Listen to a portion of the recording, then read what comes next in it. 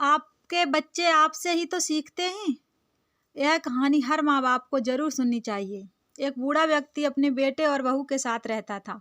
परिवार सुखी संपन्न था, किसी तरह की कोई परेशानी नहीं थी। बूढ़ा बाप, जो किसी समय अच्छा खासा नौजवान था, आज बुढ़ापे से हार गया था। चलते समय लड़खड़ाता था, लाठी की जरूरत पड़ने लगी। चेहरा झुर्रियों से भर चुका था, बस अपना जीवन किसी तरह व्यतीत कर रहा था। घर में एक चीज अच्छी थी कि शाम को खाना खाते समय पूरा परिवार एक साथ टेबल पर बैठकर खाना खाता था।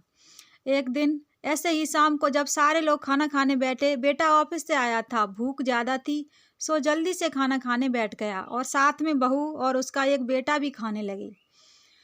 बूढ़े हाथ जैसे ही थाली उठाने को हुए, थाली हाथ से छिटक गई, थोड़ी दाल टेबल पर गिर गई। बहू बेटे ने घृणा दृष्टि से पिता की ओर देखा और फिर से अपना खाने में लग गए। बूढ़े पिता ने जैसे ही अपने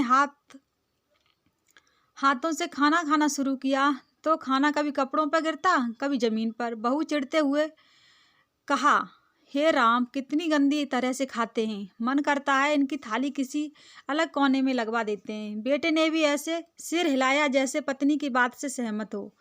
उनका बेटा यह सब मासूमियत से देख रहा था। अगले दिन पिता की थाली उस टेबल से हटाकर एक कोने में लगवा दी गई। पिता की डगमगाती आंखें सब कुछ देखते हुए भी कुछ बोल नहीं पा रही थी। बूढ़ा पिता रोज की तरह खाना खाने लगा। खाना कभी इधर गिरता, कभी उधर। छोटा बच्चा अपना खाना छोड़कर लगातार अपने दादा की तरफ देख रहा था। माँ ने पूछा, क्या हुआ बेटे, तुम दादाजी की तरफ क्या देख रहे हो और खाना क्यों नहीं खा रहे? बच्चा बड़ी मासूमियत से बोला, माँ, मैं सीख रहा हूँ कि वृद्धों के साथ कैसा व्यवहार करना चाहिए। जब मैं बड़ा हो जाऊंगा और आप लोग बूढ़े हो जाओगे तो मैं भी आपको इसी तरह कोने में खाना खिलाया करूंगा।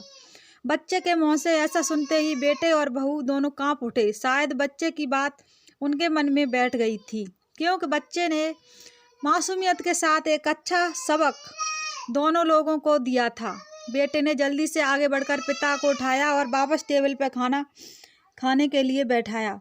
बहू भी भाग कर गई और पानी का गिलास लेकर आई कि पिताजी को कोई तकलीफ ना हो। माँ बाप इस दुनिया की सबसे बड़ी पूंजी हैं। आप समाज में कितनी भी इज्जत कमा लें या कितना भी धन इकट्ठा कर लें, लेकिन माँ बाप से बड़ा धन इस दुनिया में कोई नहीं है।